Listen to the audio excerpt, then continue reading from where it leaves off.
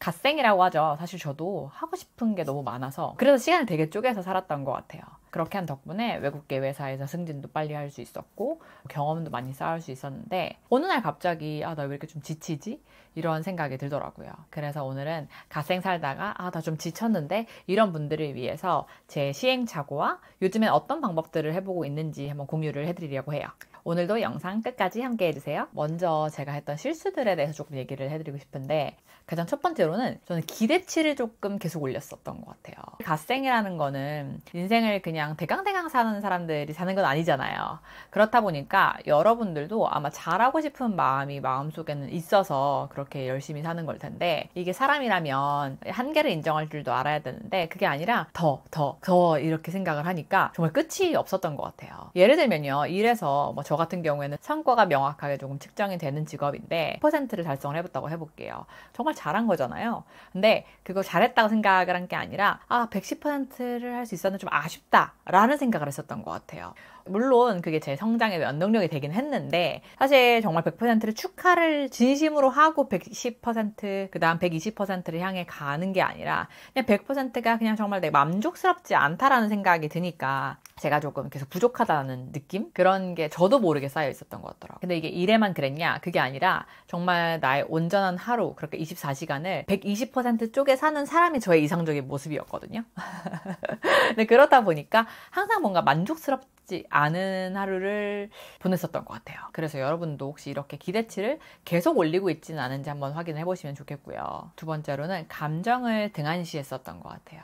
이게 사람인지라 속상하기도 하고 힘든 일도 많잖아요. 근데 저는 제가 원체 긍정적인 성격이기도 하고 긍정적이려고 노력도 하고요. 그렇다 보니까 속상하거나 슬픈 일이 있으면 속상해 이렇게 조금 다잡고 넘어가는 게 아니라 아니야 지금은 그럴 시간 없어. 그렇지 않아도 돼. 괜찮아. 이렇게 생각을 하니까 조금 그걸 눌렀었던 것 같아요. 힘든 일이 있으면 나만 힘든 거 아니고 다른 사람들 다 이 정도 힘들지 않을까? 이렇게 조금 생각을 했었던 것 같더라고요. 세 번째로는 제가 계속 노력은 하는데 진짜 잘 안 되는 것 중에 하나가 주변 사람들한테 잘 기대지를 않습니다. 회사에서도 저희 팀원분들이 가장 개선해야 하면 좋겠다라고 하는 부분 중에 하나가 저의 속마음을 털어놓는 거였어요. 주변에서는 힘들면 힘들다고 티를 내라, 얘기를 해라 라고 하는데 저는 괜시리 그런 거 있죠. 제가 힘든 걸 굳이 얘기를 하면 상대방도 더 힘들어질 것 같아서. 그러니까 기쁨은 나누면 배가 되고 슬프면 나누면 반이 된다 이런 말이 있는데 사실 정말 그럴까라는 생각이 제 마음속 어딘가에는 있었던 것 같아요. 근데 이제는 많이 개선이 됐다고 생각이 드는데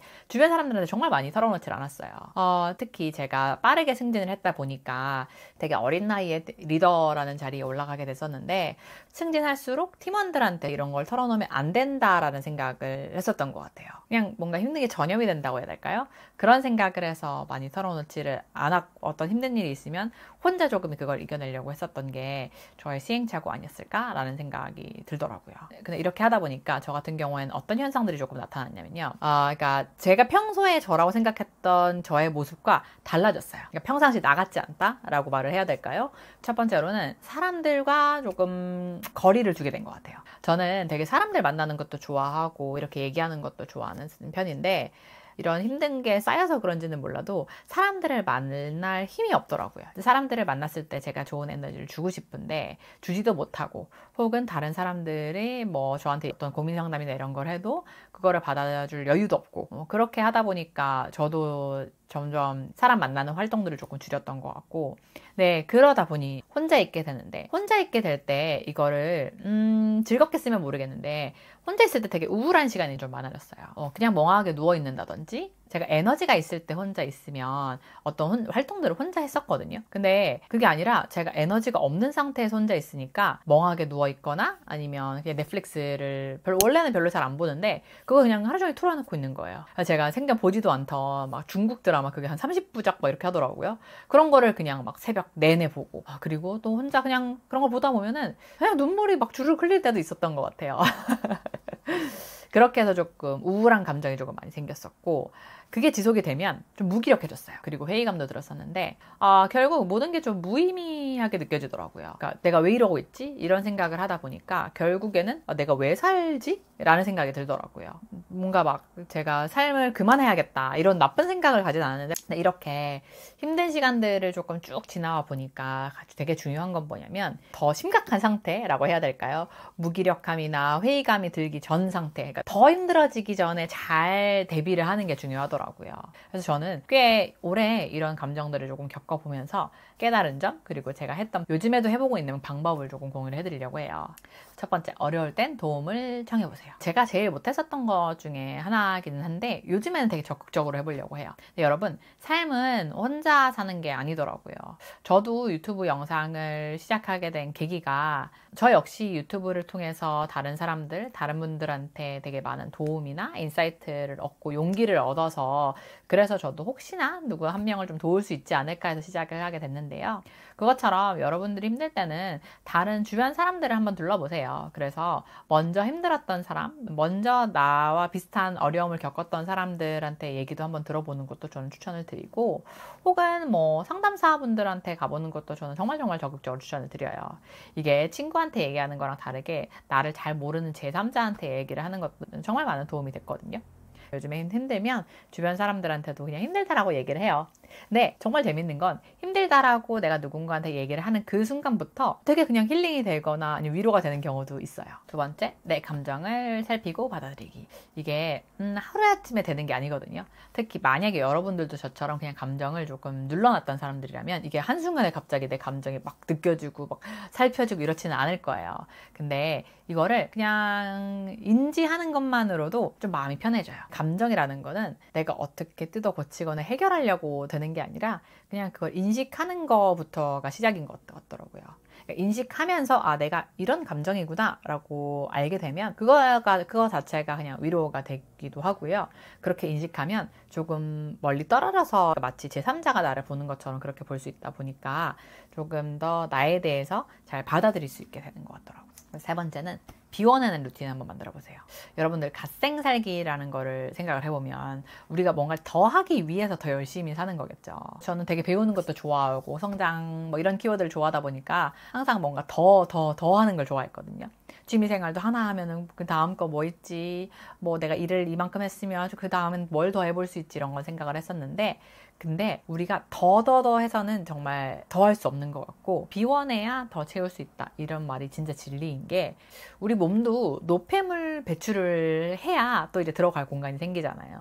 그것처럼 우리 감정이라는 것도 비워내야 채울 수 있는 것 같은데, 저는 제가 원래 좋아하는 활동들인 책 읽기라든지 뭐 배우기 이런 거 말고 저는 제가 해보고 있는 거는 비워내는 활동들이에요. 예를 들면 머릿속을 비우기 위해서 저는 그냥 아무렇게나 글을 써보기도 하고요. 이 글이라는 게 절대 대단할 필요 없고 그냥 집에 굴러다니는 종이에다가 연필로 쓰는 것도 괜찮아요. 아무 말이나 그냥 생각나는 말을 쓰세요. 내가 그냥 왜 이런지 이렇게 적다 보면 되게 비워지는 것 같기도 하고, 이거 말고도 그냥 뭐 산책을 하면서 그냥 머리를 비워보는 거예요.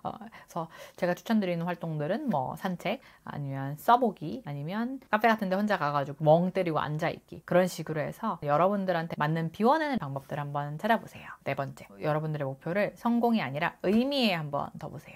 그러니까 목표가 성공이라는 거라면 이게 끝이 없더라고요. 그러니까 뭐냐면 아까 제가 처음에 말씀드린 것처럼 일을 100% 다 달성을 했는데 그게 성공이 아니라 다음 하는 게 또 있으니까, 예를 들어 뭐 연봉도 똑같아요. 내가 만약에 한 뭐 3천만 원 받는 사람이었는데 5천만 원 받으면 7천만 원 받고 싶고, 뭐 그 다음은 또 1억을 받고 싶고, 내가 달성했다고 생각을 했는데 또 그 다음 스텝이 있고, 정말 이제 지치게 되기도 하는데, 근데 요즘에 제가 하는 거는 이 일을 왜 시작했는지 다시 한번 초심을 돌아보게 되는 것 같아요. 나는 이걸 왜 하려고 했지? 내가 처음에 이 일을 왜 즐겁게 했지? 이런 생각을 조금 해보게 됐어요.